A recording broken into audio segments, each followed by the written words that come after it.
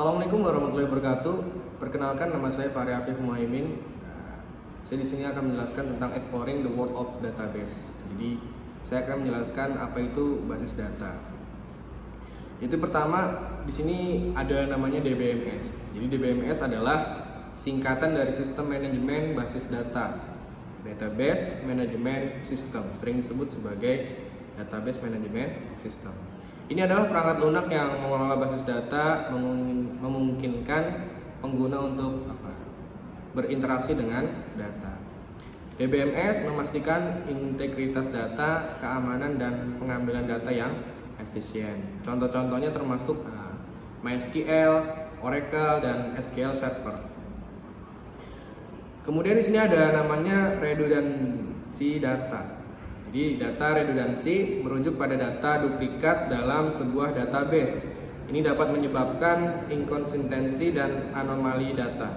Kemudian mengurangi redundansi, meningkatkan kualitas data, dan menghemat uang penyimpanan. Kemudian juga ada normalisasi, adalah teknik yang digunakan untuk meminimalkan redundansi. Disebutkan di sini ada namanya entitas. Entitas adalah objek yang dapat diidentifikasi di dunia nyata. Dalam basis data, entitas direpresentasikan sebagai tabel.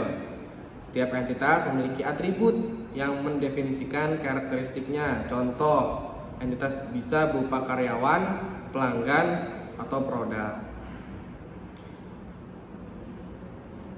Jadi entitas atau entity adalah objek individu yang mewakili sesuatu yang dapat dibedakan dengan objek yang lain dalam dunia nyata.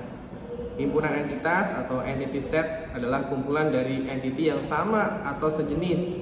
Jadi simbolnya ini adalah persegi panjang. Kemudian ada composite key. Kunci komposit adalah kombinasi dari beberapa kolom yang secara unik mengidentifikasi suatu catatan. Nah, ini digunakan ketika satu kolom tidak dapat secara unik mengidentifikasi sebuah catatan. Dan kunci komposit memastikan integritas data dan mencegah duplikat. Contohnya customer ID, order ID dalam sebuah database penjualan. Kemudian ada index key. Nah, kunci indeks ini digunakan untuk mempercepat pengambilan data dalam sebuah database. Ini menciptakan daftar kunci yang terurut yang merujuk pada catatan data. Indeks meningkatkan kinerja query dengan mengurangi waktu pencarian. Kunci primer dan kunci asing biasanya diindeks untuk efisiensi. Nah, jadi struktur of an index in database ada sub key, data reference key, a single index, dan value. Di sini ada namanya arsitektur basis data. Arsitektur basis data mendefinisikan struktur dan organisasi data. Jadi ada 3 jenis utama, yaitu hierarkis, jaringan, dan relasional. Setiap arsitektur memiliki kelebihan dan keterbatasannya masing-masing.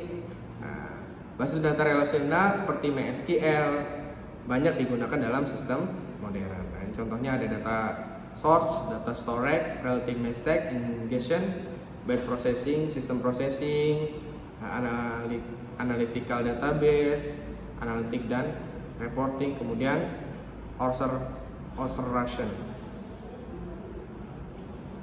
Kemudian ada level basis data. Tingkat database mencakup level eksternal, konseptual, dan internal.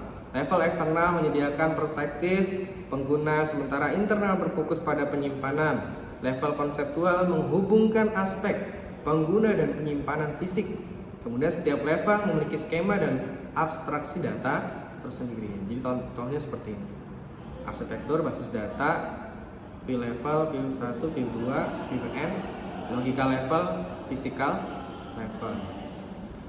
Kemudian ada basis data hierarki dan jaringan. Basis data hierarkis mengatur data dalam struktur mirip pohon. Ini cocok untuk hubungan satu ke banyak, namun terbatas dalam fleksibilitas. Basis data jaringan memungkinkan hubungan dan koneksi catatan yang lebih kompleks. Nah, ini menawarkan fleksibilitas yang lebih besar, tetapi dapat rumit untuk dirancang dan dipelihara. Jadi ini adalah contoh hierarkisnya, itu karakter, field data, record, field, table, basis data, atau database. Ini contoh model data jaringannya di gambar ini, yaitu dosen, MKA, MKB, dan bisa Anda lihat sendiri. Inilah contoh model data jaringan. Kemudian ada relational database atau RDB. Nah, jadi RDB adalah jenis database yang didasarkan pada model data relasional. Struktur data dalam RDB diatur dalam tabel yang terdiri dari baris dan kolom. Setiap tabel memiliki kunci utama yang unik, membedakan setiap baris, dan hubungan antar tabel dibentuk melalui kunci asing yang mengacu pada kunci utama di tabel lain. Contohnya contoh RDBMS, Relation Database Management System, termasuk MySQL, PostgreSQL, dan Oracle. Kemudian ada Entity Relationship atau ER. ER adalah sebuah teknik pemodelan yang digunakan untuk merancang struktur database. Dalam ER, entitas adalah objek dalam dunia nyata yang dapat diidentifikasi, misalnya mahasiswa, buku, pesanan. Dan hubungan adalah keterkaitan antara entitas tersebut. Model ER menggunakan konsep-konsep seperti entitas, atribut, dan hubungan untuk menggambarkan struktur dan hubungan data dalam satu domain bisnis. Model ER sering digunakan sebagai langkah awal dalam proses perancangan database relasional. Kemudian ada SQL atau Structured Query Language. SQL adalah bahasa standar untuk mengolah dan mengakses basis data relasional. Basis data SQL memiliki struktur yang terorganisir dalam tabel dengan skema yang ditentukan sebelumnya. Kemudian SQL biasanya digunakan untuk aplikasi dengan kebutuhan transaksi yang jelas, konsistensi data yang tinggi, dan skema yang stabil. Ini ada NoSQL, Not Only SQL. NoSQL adalah pendekatan yang lebih fleksibel dalam penyimpanan dan mengakses data, tidak terbatas pada model relasional.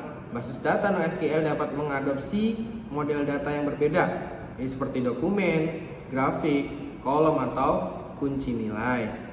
NoSQL sering digunakan untuk aplikasi dengan kebutuhan skala yang besar, fleksibel skema, dan ketersediaan tinggi. Inilah contoh gambar NoSQL. Kemudian ada basis data berbasis NoSQL, termasuk MongoDB, yaitu basis data dokumen yang menggunakan format BSON atau binary JSON untuk menyimpan data, cocok untuk aplikasi dengan kebutuhan fleksibilitas, skema, dan skala horizontal. Kemudian Cassandra, yaitu basis data kolom terdistribusi yang dirancang untuk menangani jumlah data yang besar dan meningkatkan ketersediaan.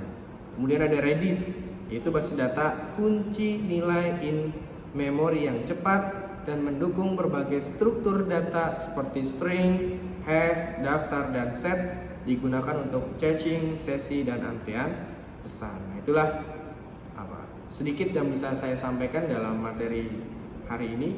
Mungkin ada banyak kata yang belum bisa dicermati atau kalian tangkap. Saya mohon maaf sebesar-besarnya. Sekian dari saya. Assalamualaikum warahmatullahi wabarakatuh.